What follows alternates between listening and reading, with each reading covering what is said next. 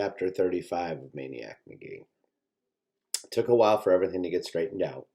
First, Giant John had to be convinced that Maniac was not kidnapping his brothers. Then the brothers had to do some more trembling and clinging while John finished lambasting them for running away, which apparently they did about every other week. Then when the brothers found out their pizza person was none other than the famous Maniac Magee, the very same one who had blasted their big brother's fastballs to smithereens and finished him off with a home run frog, well, it took a good 5 minutes of rolling on the sidewalk to get all the laughing out of their systems, which of course got Giant John more than a little steamed, prompting Maniac, who didn't like seeing John disrespected, for his little brothers to say, "Yeah, but didn't John tell you what happened the next day?" And the brothers said, "No, what?" And Giant John said, "Huh?" And Maniac winked at John and crossed his fingers. "Sure, John, you remember. Wink, wink. At the Little League field the next day? You said I was lucky that all you threw me were the fastballs because you weren't ready to reveal your secret pitch, the one you've been working on. Remember? Wink." Nab nodded dumbly. "And so I said, well, come on. I can hit anything you pitch to me." And you pitched it, and I missed it by a mile. And you kept pitching it to you all day long, and I never even hit a foul ball on it. "What was the pitch? What was the pitch?" chanted the urchins. "It was—" The Maniac paused for dramatic build-up. "The stop ball." "The stop ball?" "Yeah, and you should have seen it.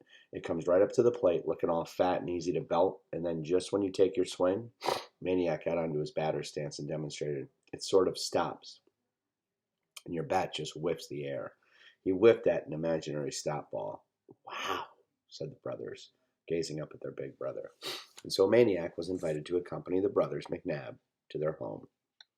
Despite the cold, the front door was wide open, and Maniac could smell the inside before he could see it. The first thing he did was see was a yellow, short-haired mongrel looking innocently up at him while taking a leak in the middle of the living room floor. "Clean that up," John ordered Russell. "Clean that up," Russell ordered Piper, and Piper just walked on by. After closing the front door, which was surprisingly heavy, Maniac found a stack of newspapers in a corner, and he laid some over the puddle to soak in, and then he gave himself a tour of the downstairs. Maniac had seen some amazing things in his lifetime, but nothing as amazing as that house. From the smell of it, he knew this wasn't the first time an animal had relieved itself on the rugless floor. In fact, in another corner he spotted a form of relief that could not be soaked up by the newspapers. Cans and bottles lay all over, along with crusts, peelings, cores, scraps, rings, wrappers, everything you would normally find in a garbage can. And everywhere there were raisins. As he walked through the dining room, an old tennis ball, hit him on top of the head and it bounced away. He looked up into the laughing faces of Russell and Piper. The hole in the ceiling was so big they both could have jumped through it at once. He ran a hand across one wall. The peeling paint came off like cornflakes. Nothing could be worse than living in dining rooms, yet the kitchen was. There was a jar of peanut butter, and it had crashed to the floor, and someone had gotten a running start, jumped into it, and skied a brown, one-floored track to the stove. On the table, what appeared to be remains of an autopsy performed upon a large bird, possibly a crow. The refrigerator contained two food groups, mustard and beer. The raisins were here, and they were even more abundant. He spotted several of them moving. They weren't raisins. They were roaches. The front door opened, and seconds later a man clomped into the kitchen. He wore no winter jacket, only a sleeveless green sweatshirt, which ballooned over his enormous stomach. Tattoos blued his upper arms, and his hands were nearly pure black. Stale body odor mingled with that of fries and burgers coming from a Burger King bag he held. Dropping the bag next to the bird remains, he bellowed, "Chow!" and he took a beer from the fridge. He downed a good half of it in one swig. He belched, he double-clutched, and he belched again. He had to know someone besides himself was standing in the kitchen, and just as obviously, he did not care. Two floor-quaking crashes came from the dining room. "Geronimo! Geronimo!" Russell and Piper had taken the direct route via the hole. "What'd you bring, Dad? Whoppers?" "Yeah, whoppers." They tore into the bag like jackals into carrion. Plastic flew. Fries flew. They both wanted the same Whopper, and was mashed between their tugging fists. The Whopper splurted sauce and cheese and pickle chips, and then it split. Russell lurched backward into the kitchen table with his half. Piper lurched backward in the opposite direction. And with nothing to stop him, he sailed right through the cellar doorway and down the cellar steps.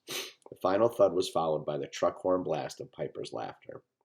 When Giant John ambled in, the father said, "Get the blocks?" "No," grunted John, as he pulled out a pair of whoppers, and he tossed one over to Maniac. "We need some more," growled the father. John did not answer. "We need more," I heard. McNabb smashed the tabletop. 3 fries and a bird wing jumped to the floor. "Now!" John walked out, nonchalantly munching. I was busy. The rest of the night were scenes from a Looney movie. Scene. McNabb, the father, swaggers bare-armed out the front door, bellowing back, "Do your homework." Scene. Maniac retrieves the wet newspapers from the living room. There are no wastebaskets in the house. He finds a trash can in the backyard, next to a pile of cinder blocks, and he dumps the soggy papers in the can, which is empty. Scene. Small turds of an unfamiliar shape appear here and there along the baseboards of the first floor. "Please don't be rats," Maniac prays. Scene. The Cobras come in. They glare at Maniac, but Giant John tells them to lay off. They raid the fridge for beer. They smoke cigarettes. They belch and fart. They curse. Russell and Piper and Kitty Cobras pop their own beer cans, and they guzzle and swagger and belch and smoke and curse. Scene. Football game from the front of the living room to the back of the dining room. Except for space, it has everything a regular game has: running, passing, blocking, tackling, kicking. There's a little furniture to get in the way. Ordinarily, the windows would not last 5 minutes, but the windows of this house are boarded up with plywood. Body block cobras fly into the walls, and the house flinches. Scene. There's a faint rustling noise behind the stove. Oh no, rats. Maniac dares to look. It's a turtle, a box turtle, munching on old Whopper lettuce. Scene. The boys' bedroom. Russell and Piper lie prone at the hole. They fire toy submachine guns at the cobras heading out the front door.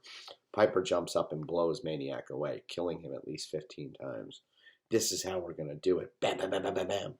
"The guns are going to be real," says Russell, still prone and firing, the stock of the toy gun tight against his cheek. "Yeah," squawks Piper, "real." He flops back to the floor and he sprays the whole downstairs. "Soon they're going to start coming in. Bam, bam, bam, bam, bam, bam, bam, bam." "Who?" says Maniac. "The enemy," says Russell. "Who's that?" says Maniac. Russell stops firing long enough to look at Maniac and send him a "where have you been" look. "Who do you think?" he sneers, and he points the red barrel of the submachine gun toward the bedroom door, toward the east end. The heavy front door. Scene. Darkness, silence. Sometime in the early morning, and Maniac lies between the 2 brothers on the bed.